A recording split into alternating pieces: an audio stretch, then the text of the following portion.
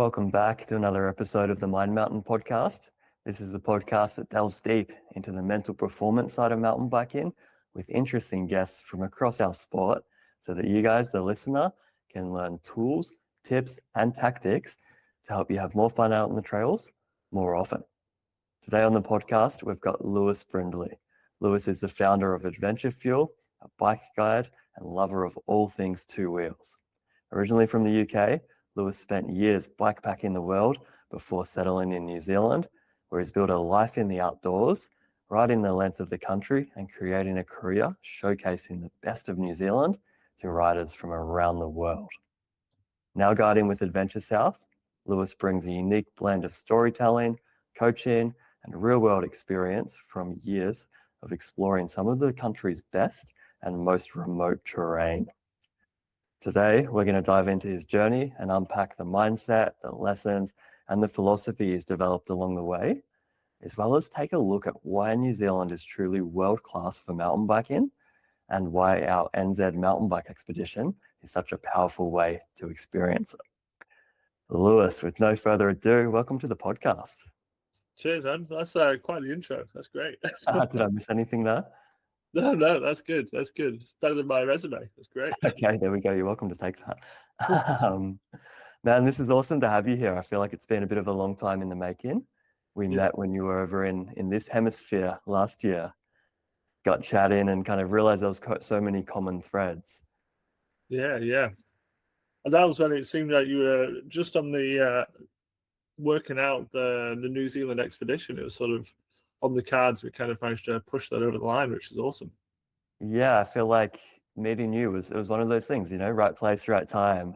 And I was looking for a partner down in New Zealand who was like shared that same kind of, by riders, for riders vibe and could deliver everything I had in mind and kind of share that vision.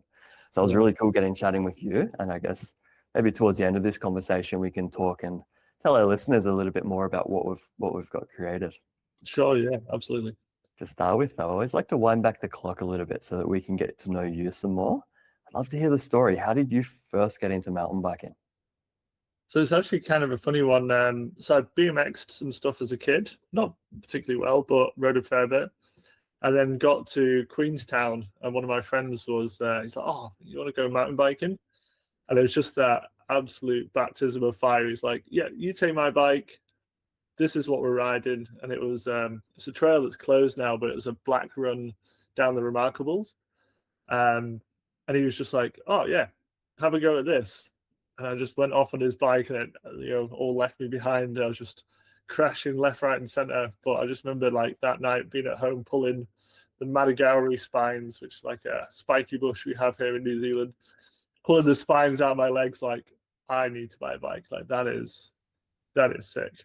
And that was it. So I was just like, right, I'm saving up to buy a bike now. Like, this is it. So, and then after that, I did, 2 seasons in Queenstown, then headed over, chasing summer over to Canada, and did a season in Whistler, and then over to France and did a season in France as well, in Morzine.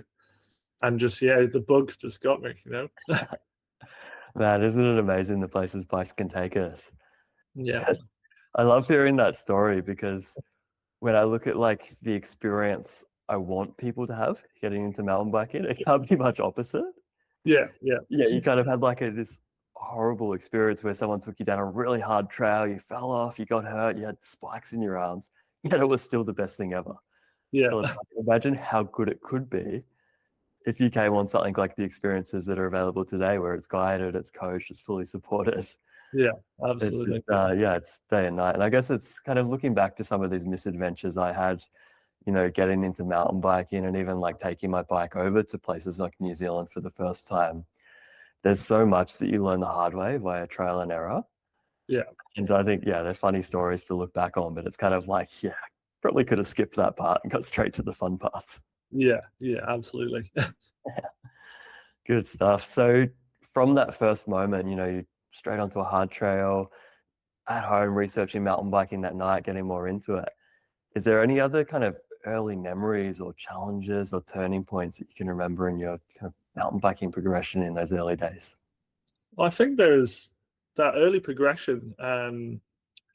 like when I was riding in New Zealand, I was just riding on my own. So I was just like, oh, I'd go out, and you can only progress so far if you don't know what other people are capable of. So you're like, oh, this is what I can ride, and you just ride it. And one of my friends once described it as all heart, no talent. It's just like you ride quite quick, but it's just sketchy to watch. It's just like there's and then when I got to Whistler, they did I think they still do it. Like you can sign up for the whole season, and you get like a lesson a week for the men's night. Mm. I signed up to that, and my riding just like exponentially. It just like it was incredible the difference. I was like, oh wow, okay, I am 3 times better than when I arrived in the space of 6 months of riding. It was a huge difference. So as far as a turning point, that was like game changer. Yeah. Mm. Amazing, dude. Yeah, it is just, I feel like it's hard to comprehend the level of growth you can achieve with like good coaching and then accessing that consistently, like every week, like you're talking about, until you actually experience that exponential growth. It just feels like that kind of thing wouldn't be possible. And you get to the end of that season and it's just like, holy crap, when you look back. Mm. So yeah, my experience, I feel like echoes that. I was learning by trial and error, doing sketchy things as a kid and as an early adult. And then it wasn't until I actually received some mountain bike coaching in Rotorua in New Zealand that I was just like, holy crap, whole new world, just from really simple shifts in my technique and accessing that coaching consistently. It kind of, that was where I want to say I got the bug from the start, because mountain biking was fun, but it was definitely hard. It was painful. There were setbacks. All of a sudden, all of that hard went away and it all just became fun once I got that coaching. So yeah, really cool to hear your journey echoes that as well. And then I'm curious, on a professional level, you're maybe similar to me. You didn't land in this profession straight out of high school or, straight away. You had some turning points and some kind of other things as well. I'd love to just dive into your story a bit there, talking about the transition of what you used to do before you were a professional bike guy. There's a whole bike packing story we can go down there as well, and then get into these days to doing more mountain bike coaching and guiding. Walk me through that journey. It's kind of it's a bit of a scattered story. Yeah, so I was a chef for a long time. Spent a lot of time traveling. And working as a chef, it's just a great job to travel with. You can always find work as a chef. But at a certain point, I was like, okay, I'm done with this. It's time to do something else. I wanted to work in the outdoors. So I ended up actually working as a glacier guide over on the west coast here in New Zealand. And even that, I was like, oh, it's close, but it's not quite the right fit for me. I was like, I don't like the repeating the same story every single, 3 times a day of like, oh, this is why the ice is blue. No, that's not Mount Cook. That's a different mountain, things like that. And then just randomly, a guy who worked in the same town I lived in, he said, oh, can anyone service a bike? So I was like, oh yeah, I'll show you how to service a bike. So I went around and got chatting to him, and he's like, oh, do you know how to cook? I was like, well, yeah, I'm a professional chef. And he's just like, oh, have you ever guided? I was like, well, I used to be a glacier guide. He's like, do you want to be a bike guide? And I was like, yeah, sure, gave it a go. And it just straight away, I was like, this is the culmination of like all my skills and like what I'm good at. And because we do multi-day bike guiding here, you don't have that like surface level of like, oh, is that Mount Cook? Or, it's not the same story over and over again. And you get to like build a relationship with the riders. And I was just like, this is literally like that culmination of everything I've built up to now. It's just like, oh, like this is it. This makes perfect sense. And yeah, so I'm on my 4th year of that now. And yeah, I'm just like, okay, let's just keep doing this. Let's keep building on that. Yeah. Amazing. I love that when two different threads that maybe seem unrelated at the start, like the cooking and the biking, tie together. And talk about being in the right place at the right time, or like taking that opportunity and running with it. It's awesome. Yeah. And tell us about Adventure Fuel, because I feel like that ties in those threads as well. Maybe was that the next step for you? Yeah. So Adventure Fuels came from so initially it was just sort of the name I used when I was doing a lot of riding and exploring on my own. It's sort of my Instagram handle, I suppose would be the word. And I used it to get sponsorships and things like that for when I rode across New Zealand. I was also the 5th person to ride the Southern Highlands Traverse in the States, which is a 1,000-mile bikepacking route. But then after guiding, I was just like, oh, like maybe I should, do my own thing of what I see as sort of a bit of a niche that's not getting served, which is bikepacking. Because most people at the moment, they just go off and trial by error. And they're like, oh, I'll just learn it as I go, which, it'll get you a certain way. But I'm like, wouldn't it be great to be able to do a course of like, oh, hey, here's all my errors of thousands and thousands. I think I've got like 10,000 kilometers of bikepacking experience. It's like, hey, how would you like to learn all my mistakes here? And it'll give you that head start. And so that's been quite interesting of showing people just like, hey, you want to try bikepacking? Absolutely, you can go and give it a go yourself. But if you want to see a bit of a head start and get a bit of a firm footing before you go, so yeah, I started running 3-day courses teaching people how to bikepack. I just did a bike mechanics course specifically for sort of on-trail bike mechanics. And that got a really good turnout as well, which was interesting, yeah. Amazing. Yeah, super cool to hear that's going well. I know from, spending a season down in Queenstown working at a bike shop, just how many mishaps and how many dreary sunburnt travelers come in with, sometimes simple things that have gone wrong, but they just either don't have the spares or they don't have the expertise to fix it themselves. They have to spend hours walking in or trying to hitchhike or whatever. So I can only imagine how invaluable those services are. It was interesting on the mechanics course I just did. I sort of like, oh, what's your experience, folks? And all of them were like some of them had cycled the length of the country already. And every single one of them was like, oh, I've just got unlucky. Like, I don't know how to fix anything on my bike. It just happened not to have gone wrong.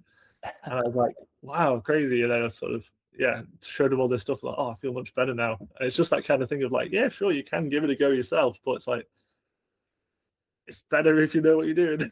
Right. And I guess it's kind of bike mechanic skills can be a little bit like maybe first aid skills. Like we learn them hoping we'll never have to use them.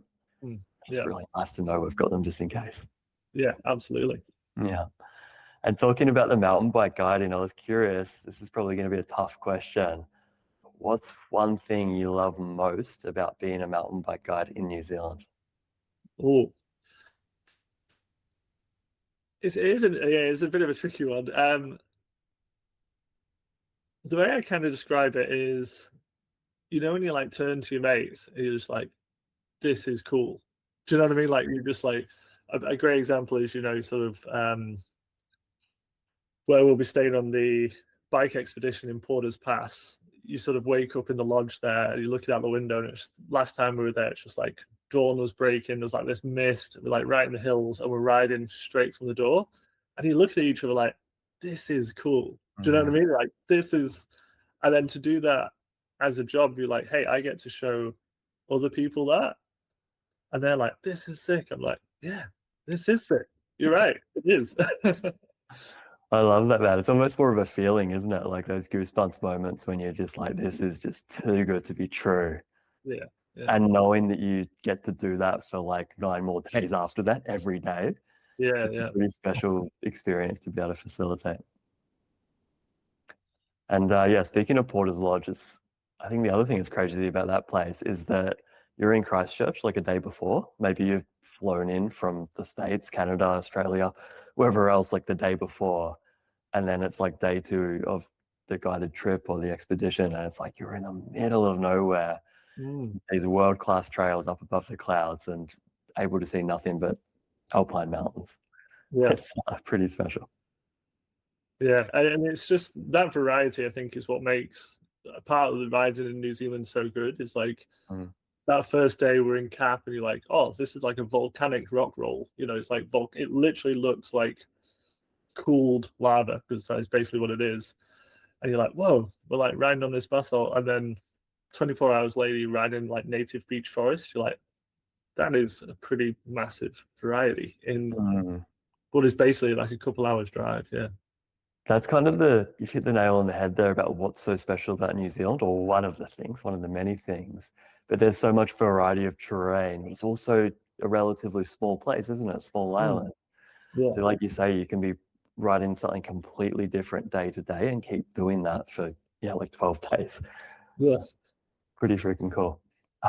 Just for the listeners, CAP is Christchurch Adventure Park, and that's a chairlift accessible mountain bike park right in one of the main cities of New Zealand. Pretty freaking cool. And then, given that accessibility, we're often guiding people who are just fresh off a plane. It's their first day in New Zealand. They've come from all these different places in the world. So I wanted to ask you, what's the number one skill you find yourself teaching those who tour with you? Think of maybe like the potential guests we've got on our list for our upcoming trip, Mm. that kind of strong intermediate to advanced rider that hasn't been to New Zealand on a bike before. I think kind of starting in with the basics a little bit of we're not teaching people from there, but it's kind of like we're all excited, we've all just landed, but let's take a minute to be like, we've got 12 days of riding. So I kind of, it's almost like a mix of like, let's get back to basics a little bit, but also, let's ride a little conservatively, trail choice, like picking your line and just going a little bit, not getting overexcited, shall we say, when we first arrive, I think is something I kind of say like, hey, we've got 12 days of this. It's a lot of riding. So it's like, let's take a minute and not go too wild right off the bat, but also just be like, you're going to be riding trails you've never ridden every single day. So that idea of sort of like line choice and decision making, you need to have that sort of in your mind because you're riding everything blind, basically. Like, obviously, we'll talk through like, oh, this is what's coming up, but in reality, you'll have never ridden any of these trails before, to the guest that is, obviously. But yeah, so I think that's something that's definitely like, oh yeah, let's take a minute, let's have a think, get your mindset dialed in of like, okay, we're riding, we're on-site riding every single day. I think it's fantastic. Like, start with those foundations and strengthen those, because yeah, anyone that's been riding for a while knows that there's no limit to how good our position and balance can be. There's no limit to how good our terrain awareness, our trail scanning can be, or our brake modulation. All of these things can keep getting better and better, and really that's what's going to give us that strong base to support some of the more advanced skill sets and some of the more advanced terrain that we find ourselves in as we kind of journey down the Southern Alps, and there's more and more bike parks, there's bigger and bigger mountains, longer and longer days of riding. So it does love that. progress well. Like that trip is sort of, it progresses as you go. So like you say, it gets bigger, steeper, and yeah, in some ways like slightly more gnarly as we go, depending on what we're riding. But yeah, like it definitely has that. And I think after that road trip I did in Canada before just after I met you, when you ride in new trails every single day, like how that changes your wiring in your head of like riding blind trails all like day after day after day, it just makes your riding so much better. But it really changes your mindset of like, oh, I don't know every single corner of like, oh, I'm gonna do this or that. You're like, your reaction speed and stuff really changes. It's quite interesting. Yeah, totally agree with that. I feel like when we're riding trails, we know it's so easy to kind of, be stopping and looking at things. And that can also be the case when we're riding trails blind. But there is kind of a level to it, isn't there, when we do develop a certain amount of skills and trust in ourselves to be able to trust that we've got what it takes to handle whatever's coming up and kind of drop into that state of flow where we're completely in the present, scanning what's coming up, planning, executing in the moment, and just taking it corner by corner, root garden by root garden.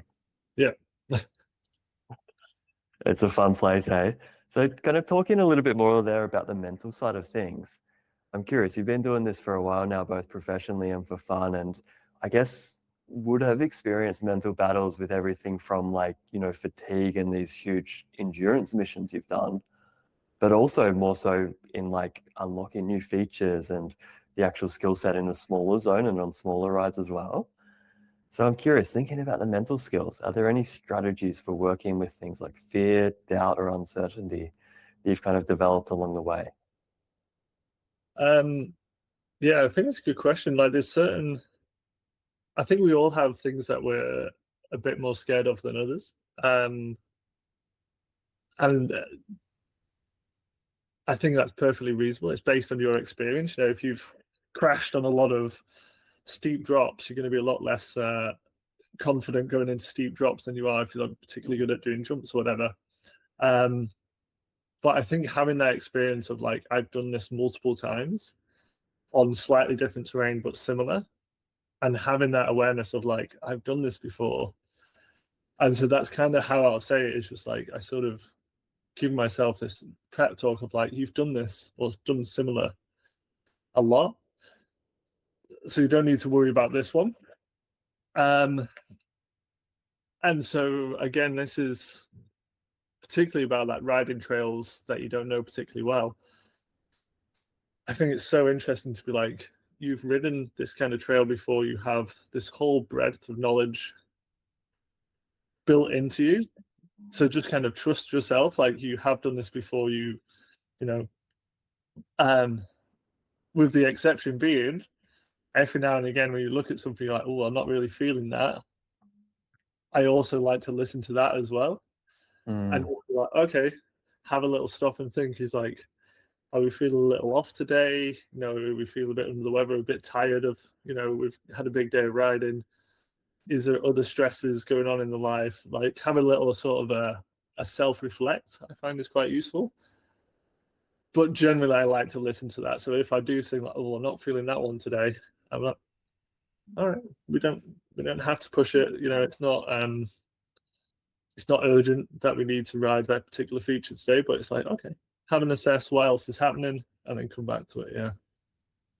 Yeah, I love that. It's so good to be able to remind ourselves about, almost like I consider it like a mental library of similar features, similar trails, similar skills I've used before. And to be able to remind myself that, like, yeah, I've done the work, I deserve to be here. And to lean on that state of self-trust is what gives me the confidence to try new things and continue to build that self-trust and confidence. But also, like you said, there is that intuition there, and that's really important to listen to. I love that you made the point that, you know, some days are better than others. Some days we have more capacity for stress and challenge. Other days we're better to maybe use the ride as more of like a recovery ride, both mentally and physically. That's what's going to allow us to recoup, to maybe take on more challenges the next ride or the next day.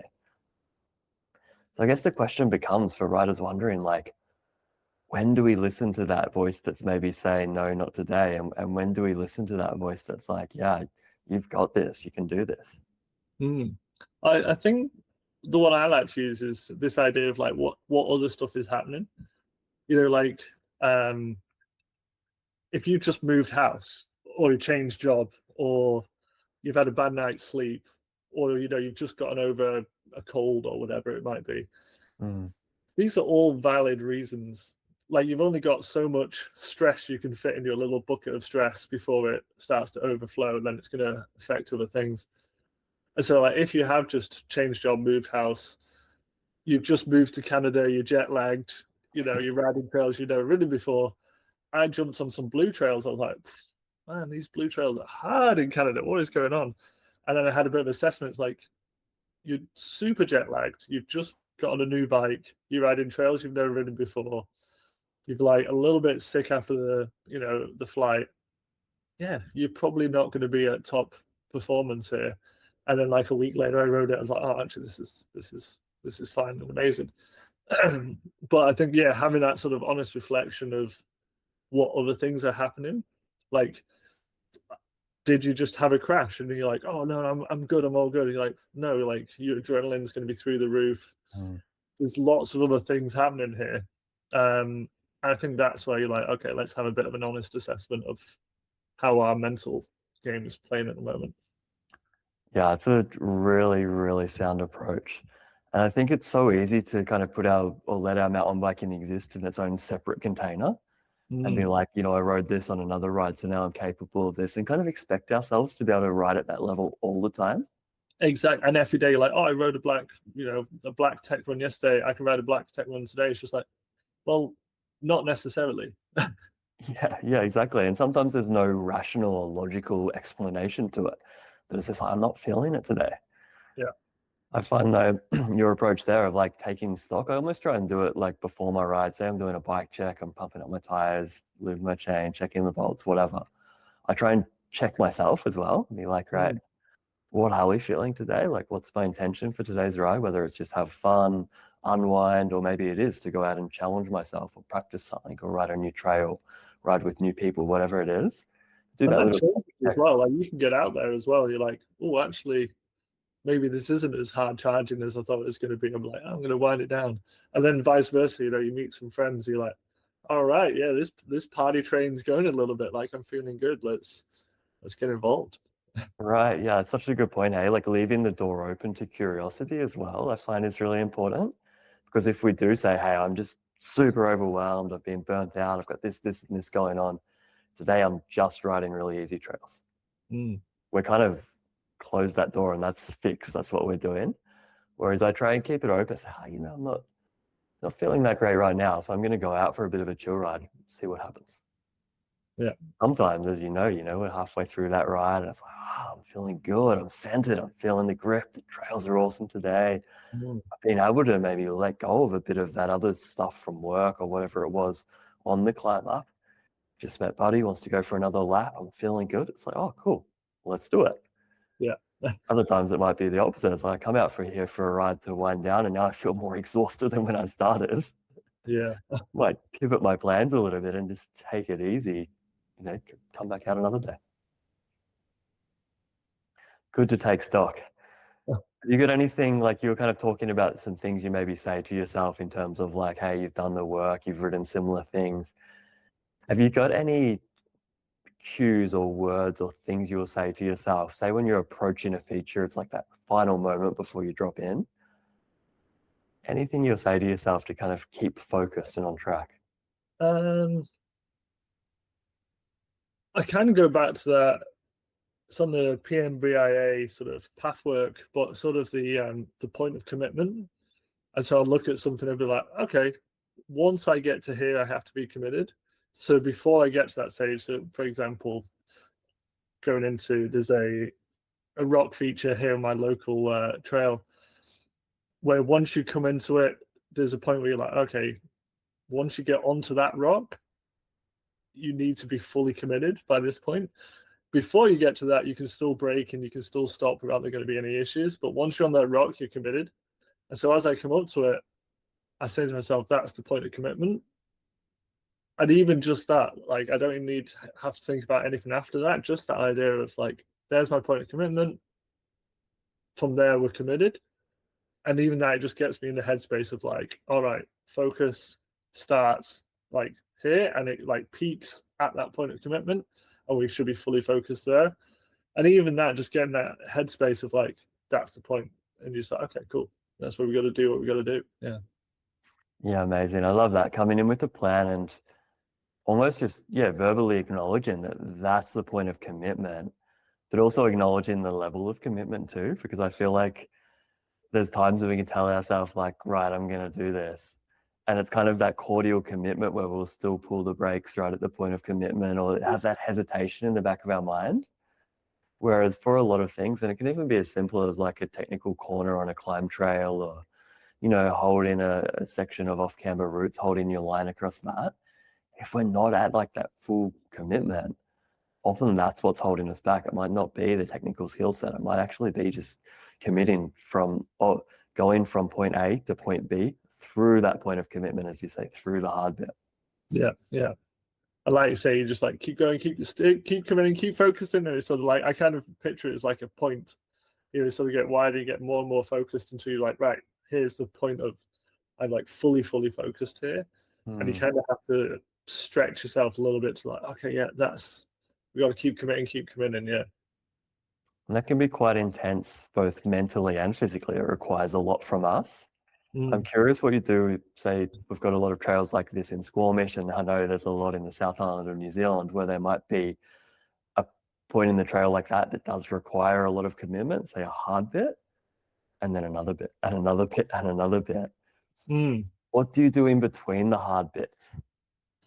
Oh, so this is quite a good one. I got this from actually from rock climbing, but having physical, I guess cues actually is a good word that you used, cues. And so like in between, I'd be like, all right, drop the heels, drop the shoulders. You know, like I get very tense up in the neck when I'm like, ugh, you know, focused. Mm. And I'm like, all right, we've done that. Exhale, drop those shoulders, and that kind of like that physical idea of like. And in rock climbing, you do the same thing. It's like, okay, we've done the hard move. You're okay. Drop your heels, exhale, and it just kind of resets you a little bit, as opposed to like, oh, gripped. Oh, I'm gripped again.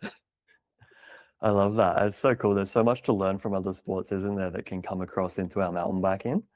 But it's such a key part if we forget to actually look for the easy bits and, like you say, have that cue of physically resetting, exhaling, which also calms our brain and our nervous system as well. If we don't do that, it's kind of like this compounding like situation where our nervous system is activating, it's ramping up, and then we ramp up some more and some more. And it's pretty like easy to let ourselves get physically and mentally kind of out of control, where we feel like we're a bit of a passenger, just holding on and hoping for the best. Yeah. Whereas if we can find those micro 1 or 2 bike length spots where the trail is slightly less intense, physically, mentally reset each time, we can maintain composure, feel far more in control when we get to the end. I think that description of like a passenger just sort of rattling down definitely describes my early mountain biking. And so you're just like, oh, okay, now I've got some skill to sort of be a bit more active, like I'm in control of the bike a bit more now. Yeah. Yeah, it's funny you say that. I'm always embarrassed to tell this story, but no shame. When I was in my first mountain bike lesson, I remember my instructor we were hooning down a gravel road there in Rotorua, and he said, right, show me your body position for a hard section of trail. And cocky 18-year-old Jake thought, yeah, I've got this, let's go. And I'm hanging out off the back of my bike, backseat passenger, thinking, yeah, nailed it. And he's just like, yep, we've got some work to do. Boy, did I learn that day. Anyway, getting back to New Zealand, we've kind of chatted a little bit already just in your intro, like what makes New Zealand so special. There's so many more reasons as well. We kind of talked about the variety of terrain, how well connected it is in terms of hitting lots of different spots, all in one like 10 or 11 day journey. I wanted to hone in on Kiwi culture because I know it's, it's unique there, isn't it? And you've, I guess, been an outsider, but now I think it's safe to say we can call you a Kiwi with the amount of time you've spent there guiding and immersing yourself in the local culture. How would you describe the mountain biking culture in New Zealand? It's the mountain bike culture. Yeah, it's interesting when it's there's some interesting parts of Kiwi culture. It's very we just do it. You know, it's sort of it's a very hands-on, a lot of personal responsibility, but very much like a can-do attitude. And so as far as the mountain bike culture, I feel there's a lot of everyone's very laid back, everyone's very friendly across the whole of New Zealand. But in the mountain bike culture, I think there's probably a stronger, like, oh, we'll help build the trails, or we'll help maintain, or just generally helping out overall is a big part of the culture. I'd actually love to know the number of like trail volunteers per rider compared to other places in the world, because just from like anecdotally, I reckon we probably have a lot more of that volunteer for the amount of bikers we have, because obviously we don't have a huge population. We do have a pretty massive trail network, mostly run by volunteers. So that culture of sort of like, oh, we're laid back, but also it's just like that needs fixing. All right, we'll just get in and get it done. But it's just so the Kiwi culture, like every Kiwi I know is just like, oh yeah, I'll give that a go. And you're just like, what? And it's like, yeah, I'll try and fix the car. It's like, you did it before? No, but I'll work it out. It's such a laid back vibe, isn't it? And yeah, like you say, such a cool community where people reminds me like maybe like it's a very core mountain biking scene in the sense that people aren't too worried about like what you're riding. It's more like, are you having fun? You don't have mountain bike shorts. Who cares? Wear jeans. Oh, you don't have a new bike. Doesn't matter. Like how do you like riding that one? Yeah. So I love Yeah, that. there's like no pretension about it. Yeah, for sure. While also being, one of the best places to ride a mountain bike in the world. So it's like got this unassuming kind of like low key attitude about this like trails and networks that are just spectacular. Like Yeah. Maybe that's breathtaking why we're view so after casual about it. breathtaking view. We got great trails. We're not doesn't matter what we're wearing. We know we got great trails. Exactly. Yeah. No, it's fantastic. And then like talk about why guided expeditions unlock a completely different experience. Oh, I'll tell you a great example of this actually, and this is from the guide perspective. It's quite interesting. So obviously we see there's a lot that happens in the background that the riders, the customers probably have no idea about. And I think a real change in my guiding was realizing like we're here to give them a good trip, but it doesn't necessarily have to be the trip that is written down on the itinerary, if you know what I mean. We had last year, one of our trips, we had a fire at the, actually, this maybe 2 years ago now, at the Christchurch Adventure Park had caught fire. So okay, that was off the table. So we were like, okay, we'll go ride somewhere else. And then the same day, because of the strong winds that caused the fire, had caused an issue somewhere else because of such strong winds. So we're like, okay, so we can't go there. And so we're just pulling out these plan Bs, plan C, plan D. And our riders were like, we are so glad that we're with you guys because like, oh, if the wind's blowing from the north here, this place will be in the lee of the wind, so we can go ride that trail. Or like, oh, I know a spot which will be over here. It's like, this would be great. We can shuttle at this part. And having that sort of local knowledge of so many trails of like, oh, I know a spot. I like, oh, yeah, here's a good one for you. I think that's what brings that experience of like, oh, we've obviously got the logistics, we've got all the backup if anything does go wrong, but it's like we know all these other options. And I think that's one of the key points of versus just going and doing it yourself. Yeah. Yeah, I think that's a key point, isn't it? Like we've obviously got a sample 12-day itinerary and kind of like, hey, this is kind of the vibe and what we're thinking of doing. But like you say, we've also got like 2 or 3 other options for every day on that trip and every place we go as well. As like a just in case, and like this would be cool as well. I think that was probably one of the most challenging things, wasn't it? In the back end of like, it wasn't like where should we go? It was like what places can we leave off this because it's going to be 30 days of mountain biking non-stop if we go. It just gets longer and longer. It's like, oh, we can't. We're gonna miss that, but you're like, phew. Yeah, it's kind of brutal. You're just like, oh no, it didn't quite make the cut. Yeah, so that's a big thing about like what you pay for in a guided expedition like this is you pay for us to cherry pick the very best of the very best, and not just like in New Zealand, but in New Zealand on that particular day. That's the difference. Yeah. And that's what it comes down to. Like, it's a little bit wet. You're like, oh, actually, those trails, because we have a lot of clay in some areas as well. And you're just like, oh, actually, that's not going to be ideal.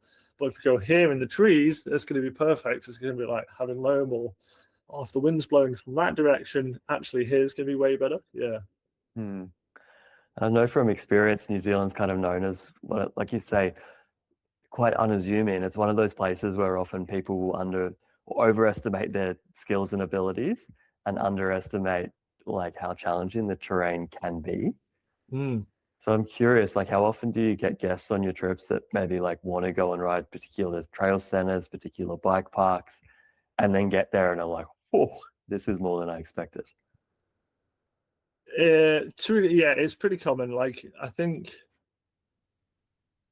there's things in New Zealand like the exposure sometimes as well is more than people like. I remember listening to a podcast with the fellas from Scotland, and it's just like, I don't think people necessarily think of it in New Zealand, but it's like we have big mountain days here. Like, you need to be packing, even in the Craigieburns, you need to be packing for like, you need extra layers, you need like, this is big mountain riding almost.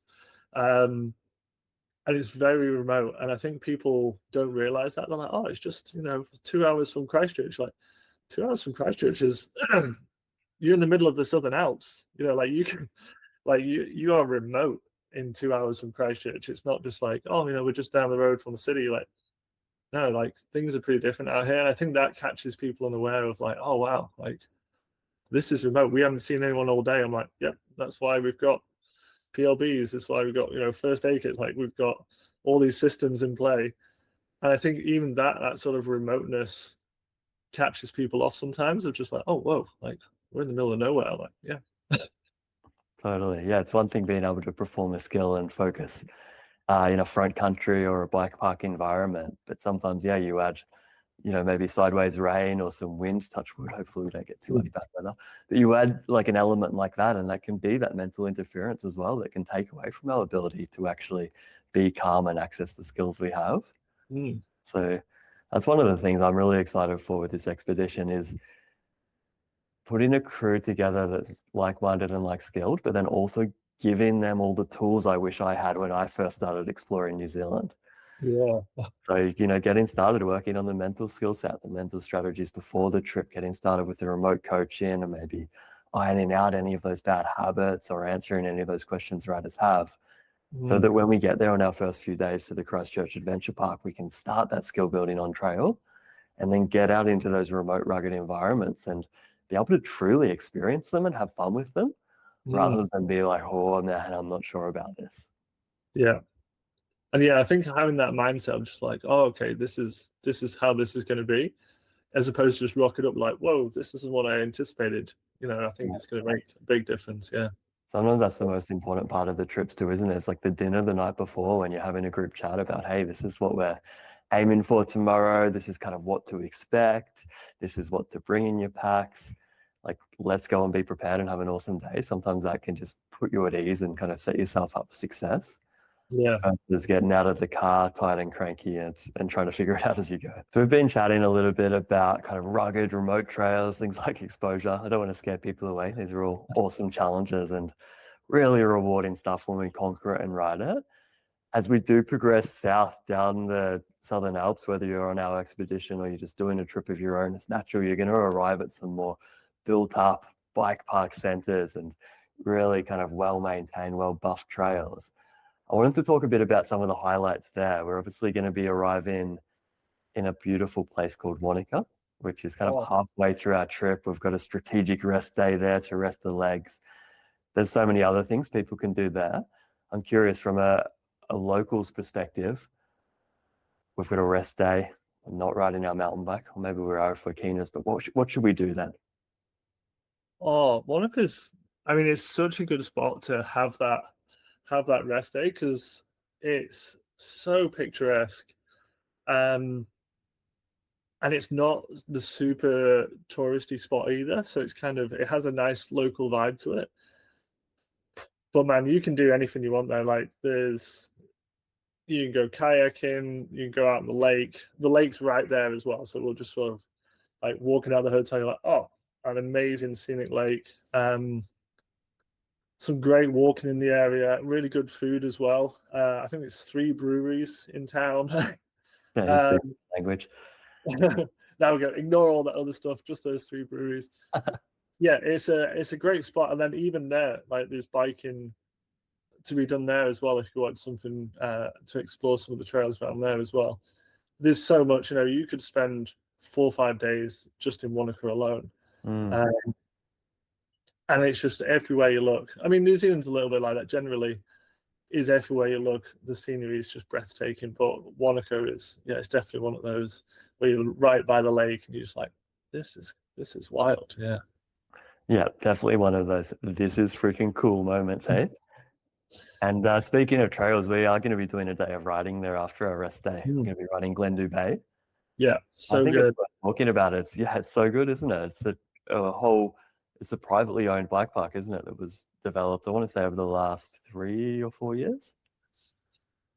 Yeah, maybe slightly longer, but no, that could be right. Yeah, it's certainly kicked off in the last 2, 3. It's just like, oh yeah, you get a pass now for the ski field and the bike park. You're just like, this is my year.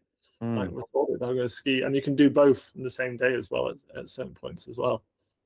But yeah, amazing amazing trails, and like you say, like purpose-built, well-groomed trails.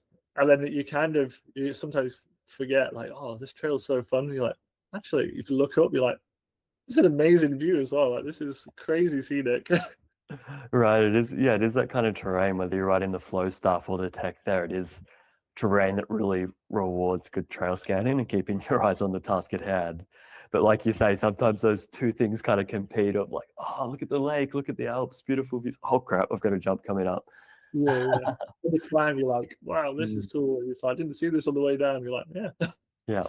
Yeah, it was very, very impressed by the build quality there. And you know what? When I was there, I was pedaling and the climb trail was beautiful. I think the top's called the Eagle's Nest all the way around there.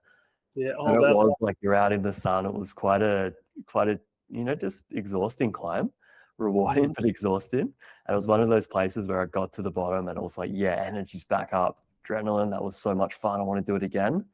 yeah. I don't know if I just have it in my legs. So I'm really stoked on this trip where we were able to put together those ATV shuttles. Oh, game changer, yeah. Because Yeah. it is slightly I think it's maybe slightly designed more with e-bikes in mind, because the climb trail is slightly longer than a normal bike sort of network like that, where it would be pedal assisted. But yeah, having those ATV as well, you're going to get so many more laps in, because that particularly up to Eagle's Nest, it is a bit of a brute of a climb for sure. Yeah. Fantastic. Well, excited to do it the right way around this time with an awesome crew. And then kind of next stop on the list I wanted to talk about was the Cardrona bike park.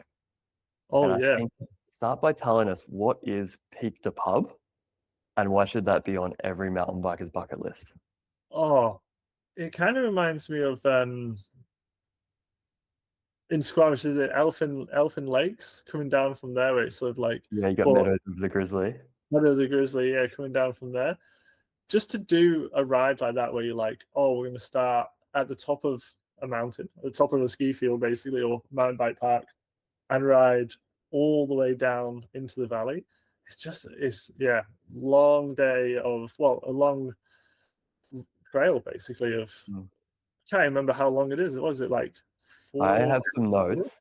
Yeah, what's the And distance? some very It's fond long. memories. It's about 7K and 1,100 meters of elevation. Huge, yeah. That's on the back of a bike park day too. We've obviously been cutting laps at the bike park all Yeah. day as well. It's the highest bike park in New Zealand. So again, really epic views, everything from flow, big jumps to some beautiful techie stuff as well. And it's kind of unique, isn't it? There's not necessarily like big trees or anything. In some of these alpine places in New Zealand, there's these like golden tussocks that mix in with this stark blue sky. Yeah. And I don't know, it feels to me like I'm riding on a different planet. Just like, yeah. And that alpine, and we've got that dark schist rock as well, which is it looks like quite jagged, and you're just like, oh, whoa, this is cool. And you're doing rock rolls and stuff off it. It's really, really cool. But yeah, I didn't realize it was that long. The beats, it's massive. Yeah, it feels long. I didn't realize it was that long. yeah. And then there's obviously that Cardrona pub at the bottom, hence the name Peak to Pub. It's going to be really special. I've stopped in there, got a drink and stuff from time to time, but we're actually going to be staying right there at the pub. So it's like you finish this big, long, epic day. Legs are obviously pretty tired. Maybe grab a cold drink or a beer from the pub, and it's like, we don't have to go anywhere. I think that's going to be one of the best parts. And then from there, it's just bike park on bike park, isn't it? We've got Coronet Peak. That's another place where we're going to be doing a whole epic day of bike park, of shuttles, and then finishing with another big alpine lap all the way down to the valley floor. And I believe that one's similar elevation, around 1,100 meters, and maybe a bit longer. Yeah. But some to do that, like we started here and finished here on a mountain bike route. It's not like there's no gravel road or anything like that. It's like, this is mountain bike trail the whole way. There's no like, oh, it's cool, we started here, but we rode a fire road halfway down. It's like, no, this is all bike trail for both of them. It's just like bike trail all the way down. It's so good. That's what's special, isn't it? It gets you into valleys and into places. You can see views that you wouldn't otherwise see if you weren't on a mountain bike. Yeah, 100%. Yeah, super cool stuff. And I do get like the question a lot from people of like, oh, like, I don't like, that sounds like a lot of riding. It's maybe more elevation than I do in a whole month, like depending on where their home trails are.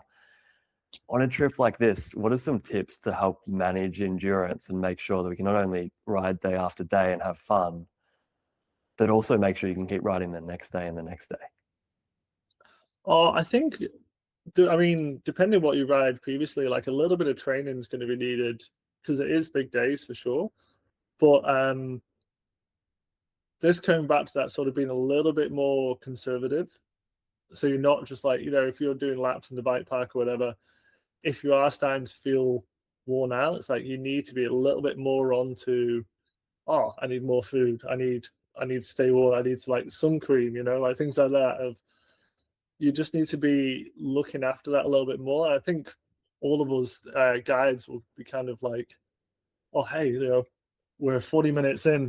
Do you want some food? Like, so it's like, oh no, I ate breakfast. I'm like, yeah, but you kind of want to keep on top of this. Like, and I think with so much riding, if you get into that debt, it's a little harder to come back from it. So yeah, I'm pretty sure there's going to be some stretching going on after the end of each day, and yeah, just making sure we're sort of staying on top of like the basics of eating, drinking, and yeah, making sure we're getting that sleep and rest as well.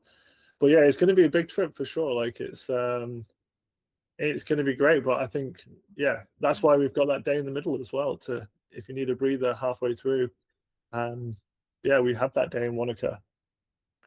Exactly, yeah. And we've planned it out intentionally, haven't we? It's not only like, hey, Lewis, if we're going to make the ultimate mountain bike trip that we want to go on, where do we go? But it's also like, how do we take advantage of things like shuttles, bike park passes, ATVs, all of these tools we can use to help us make the most of our endurance and be able to maximize the fun riding versus just, wearing ourselves out, pedaling up places where we really don't have to. So Yeah. like you say, it's maybe funny as an adult. Sometimes we do need to be told to take a break or maybe finish when we're like at 80% rather than 110%. But it can really be helpful just to have that experienced kind of outside person just saying, hey, you should probably have something to eat. Or hey, have you considered maybe just sitting this next lap out so that you've got the power to be able to come out and have an awesome day again tomorrow? Yeah. And I think that is the difference as well. Even if we were shuttling every single climb, which obviously we're not, but we have an awful lot of shuttles, 12 days regardless, is you're going to be feeling it. Like even 12 days of just doing descents, like you're going to be getting tired after that. So I think, yeah, having that sort of like, we'll go to 80% capacity is something I'll be mentioning an awful lot of. Even if like day one, it's just like, let's ride at 80% of what we can do. Let's leave a little bit left in the tank because that little bit left is going to help us for tomorrow for that recovery. Yeah. Yeah, really wise words. Yeah. And kind of getting towards the end of our trip, we're obviously going to be bike parks and bike parks and bike parks. We've got the uplifts basically everywhere they make sense. And Queenstown's definitely one of those places. Riders listening probably heard of Queenstown. But just give us the locals' perspective. Like, why should we ride mountain bikes in Queenstown and what's that all about? So I've always said like Queenstown is like the Whistler, but like 5-10 years behind. So it has this growing mountain bike network. And it's just more and more like it just grows and grows and grows. Like it's crazy. But yeah, you get there and it's like super scenic, absolutely stunning spot. All this sort of hustle and bustle of what's happening in the town. But then you get up into the trails and yeah, we've got a lap through McNeely Gnarly. Like riding through that beech forest there is just phenomenal. When you've been doing like epic bike park laps all day, it's going to be quite a nice change of just like, okay, yeah, we've been hitting laps, we've been seeing other people on the trail, and you'll head into McNeely Gnarly, like literally just off the side of the bike park, and all of a sudden you're like, oh, beech forest, like I hear anybody. It just goes quiet. It just has this amazing riding through the beech forest there, and yeah, so like Queenstown again, it's one of those places I think when people think New Zealand, they think probably Rotorua and they think Queenstown. So absolutely must see, and people will realize like, oh, this is why, Yeah. And it's pretty special, isn't it? Being able to start your trip in one place and 12 days later be thousands of kilometers away at a different place and to be able to end the trip there as well. Yeah. There's no repeating. It's like every day is a new day, every trail's a new ride. Much like you said, from a guiding perspective, one of the things you love most about your job is the variation and like no 2 days are the same. It's kind of similar for our guests on these experiences. No 2 days are the same, and every day is new terrain unfolding, new challenges. But also we've recognized the fact that it can really be nice to go back and revisit some things we've liked the first day. So in Queenstown, we've included 2 days at the Skyline or Ben Lomond trails there at the bike park, which really gives us the ability to kind of test the waters the first day, go and suss different trails out, different styles of riding, apply some of the things we've been working on through our coaching sessions. And then that last day, which is going to be day 12, is just like final laps, celebration, go back and revisit everything that's good. Yeah. And I also love to touch on too with guests of we're going to have the ability to split into two groups where we need to as well, having the two guides. So it's not like if half the group wants to ride flow and half the group wants to ride tech, it's not like we have to compromise. Get to do both. So really, really excited to have all of the structure and all the support in place. I feel like it's going to be everything I've always wanted in an expedition for myself, but never had. And being able to share that experience with 10 other amazing riders is just going to be truly incredible.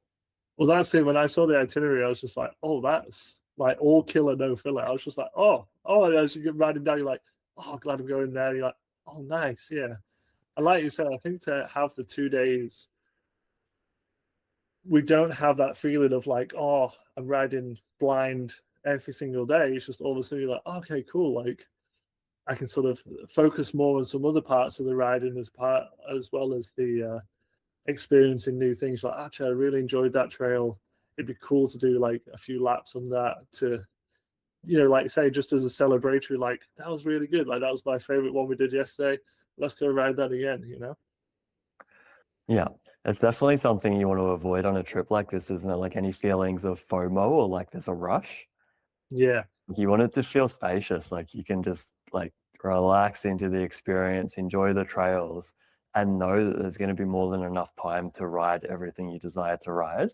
Yeah. And if like skills and confidence aren't quite there, to know that you have the resources to be able to potentially get them there and not have to leave anything on the table, any stone unturned. Yeah. And I think that's another thing of doing a guided trip is when I did, that ride in Canada, we did a 6-week road trip after living in Squamish for the summer.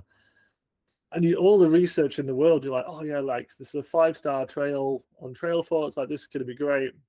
And then you talk to the locals, like, oh no, you only do half of that trail. Then you do that, and then you drop into this one, or like, oh no, you don't climb that thing which says climb trail. You climb up the road, and then I was like, I didn't know all this. And so it's so good, like doing a guided trip where we're like, we know these trails. So it's like, oh no, like these are the best trails.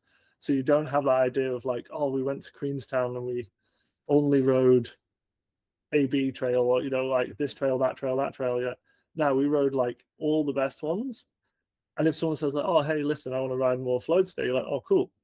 Let me show you where the best place is for that. Like, oh, I'd like to try this. Like, yeah, no worries. Like we know it well. So I think that's obviously very biased, but that's why I think guided trips is sort of the future. Yeah. Yeah. I mean, we get to see the results firsthand, don't we? So it's pretty easy to become biased when you see just how stoked people, how different the experience can be compared to the DIY disasters that we often see out there, and maybe went on a couple of ourselves when we're younger and less wise.